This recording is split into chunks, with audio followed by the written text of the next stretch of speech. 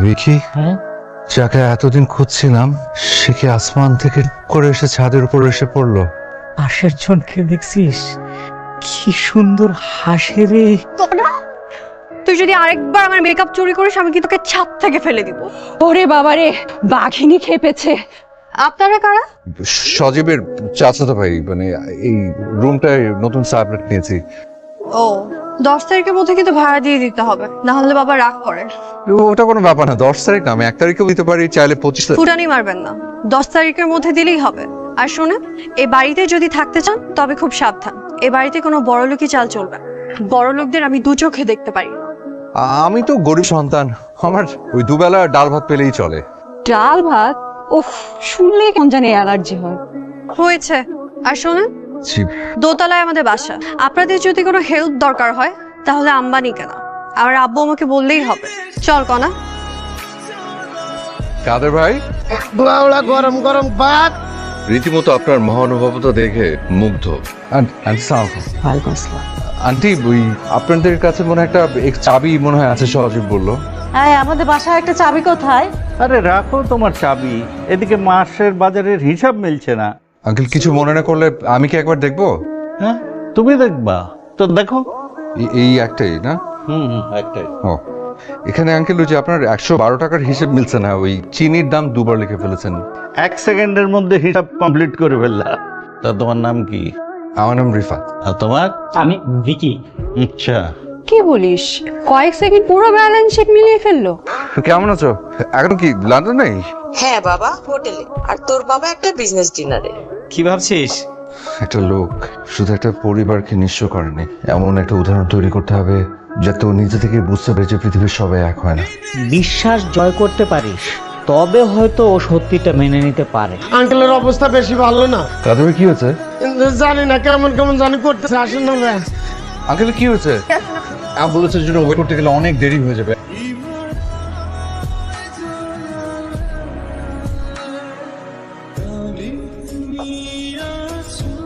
আস্তে করে, আস্তে আস্তে আস্তে আস্তে আস্তে। আপনি কি ড্রাইভ করতে পারবেন? আপনাকে দেখে খুব নার্ভাস দেখাচ্ছে। আচ্ছা আমাকে দিন, আমি ড্রাইভ করছি।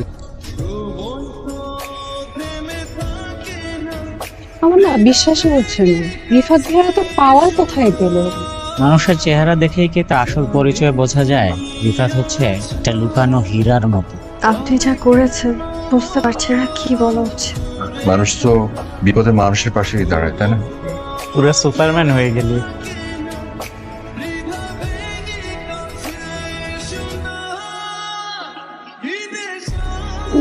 আপনি আঙ্কেল ঠিক আছেন? আসলে আপনাকে একটা জিনিস দেওয়ার ছিল। আমার জন্য এনেছেন? নতুন শার্টটা পরবেন, আপনাকে মানাবে। Good night.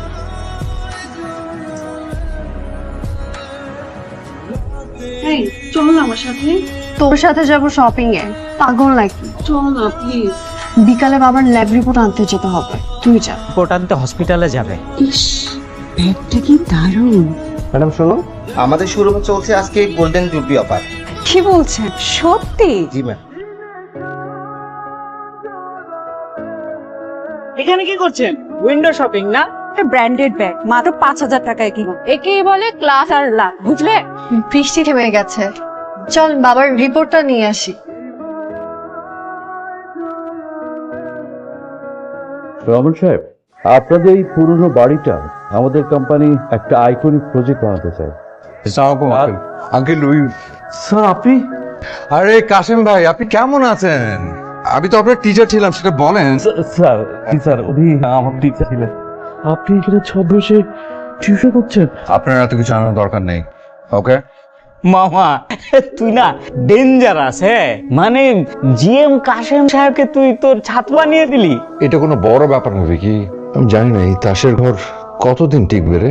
আমার মনে হয় কি, ধরা পড়ার আগে তোর সত্যিটা বলে দেওয়া উচিত। সেটাই ভাবছি। তোর গাল দুটো লাল হয়ে আছে কেন রে? কি সত্যি প্রেম রোগে পড়বি? জানি। রিফাত, তোমার বাবা কিন্তু খুব মজার মানুষ। ওকে, আপনি একদম টেনশন করবেন না, আমরাই দেখে রাখবো। এখন আপনি চা খান। চা? বাহ, চা না, এত অমৃত। কোন ভুল কথার কথা বলছেন আঙ্কেল? চা চা খুব সুন্দর হয়েছে, একেবারে অমৃত। আহা, হয়েছে তো আব্বা। কি শুধু তুই পছন্দ করলেই হবে? আমার সম্মতি লাগবে না? আমি তো এখনো বেঁচে আছি নাকি? আমি সরি বাপি। শোন, মেয়েটা আসলেই রত্ন রত্ন। শ্যামা এবং তার পরিবারকে আমার খুব পছন্দ হয়েছে। তুই ভুল পথে হাঁটছিস বেটা। বাপি আমি আমাকে সবকিছু বলবো, সব সত্যিটা অফকোর্স বলবো। মিথ্যের উপরে দাঁড়িয়ে কোনোদিন ভালো কিছু আসে না। সত্যটা যখন তোর সামনে আসে না, তখন বৃষ্টিকে পুড়িয়ে ছাই করে দেয়। একটা কথা মনে রাখ, মানুষ ভোটে ক্ষমা করতে পারে, কিন্তু দিন না দুই দিনের সত্যটা জানবে, দেখবে তোমার এই মুখোশটাকে ঘৃণার পাত্র হওয়াটা খুব যন্ত্রণা।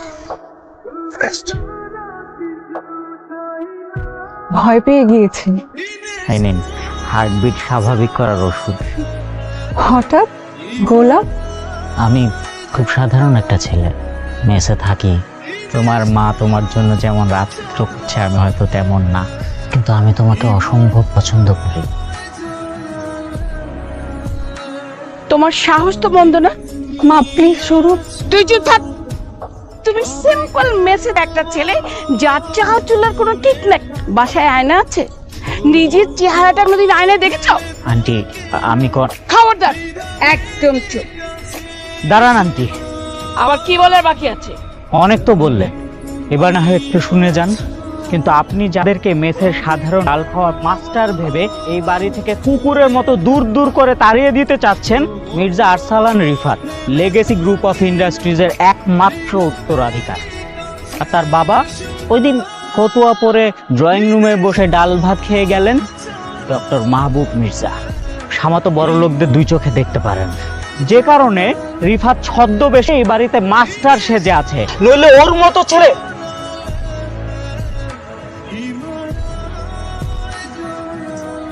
শ্যামা আপনি কখন যাচ্ছেন? কোথায়? আপনি আসলে কি বলছেন আমি কিছু বুঝতে পারছি না। আর কতক্ষণ অভিনয় করবেন? বড়লোকের ছেলে আমাদের চিলের কোঠায় এসে ওঠা কোইন্সিডেন্স। আসলে আপনারা এমন বিশ্বাসঘাতক, প্রতারক। আমি তোমাকে ভালো। যথেষ্ট। আপনার সামনে কখন?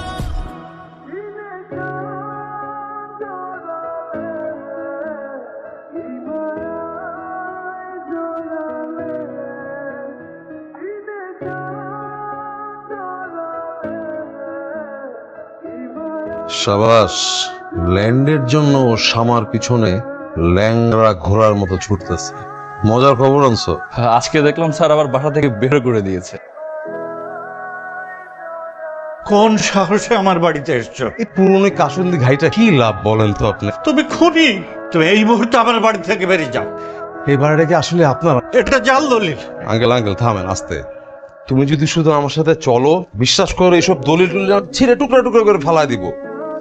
হ্যালো হ্যালো ভিকি, না বলো। ওদের এত বড় বিপদ, তুই এরকম চুপচাপ বসে থাকবি?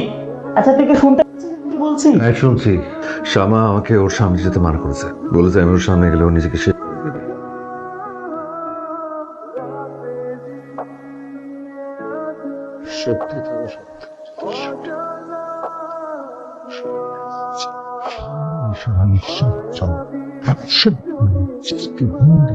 তোমার ভালোবাসাকে অপমান করছে, তাহলে তুমি চুপচাপ বসে আছো। ঘড়ির কাটা 10টা ক্রস করে গেছে। আপনি মেয়ে সামারা আমার হাতে তুলে দেন, আর নাইলে নগদ 8 কোটি টাকা দিবেন। আর তা নাইলে মেয়ে আর বউরে নিয়ে রাস্তায় যা দাঁড়ান যান। মির্জা সাহেব নিজে না আইসা প্রতিনিধি পাঠাইছে। আইটেম হালকা একটু মলম মেখে আনেন। না বুঝা গরম তাওয়ায় হাত দিতে নিছি, সামান্য পুড়ে গেছে।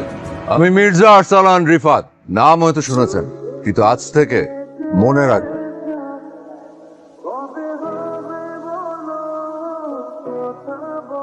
আমি ডিসি আনোয়ার হোসেন। আইন হাতে কেন খামাখা আপনার কাজটা করতে দেন? দেখ মা, দুনিয়াটাই এমন। একই রক্ত মাংসের গড়া মানুষ, অথচ দুজনে কত আলাদা। রিকি, রিফাত,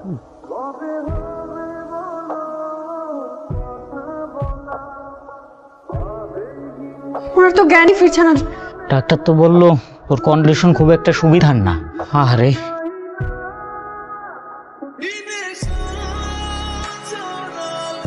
আমি আসলে শুধু একটু দেখতে চেয়েছি। কি দেখতে চেয়েছিলেন?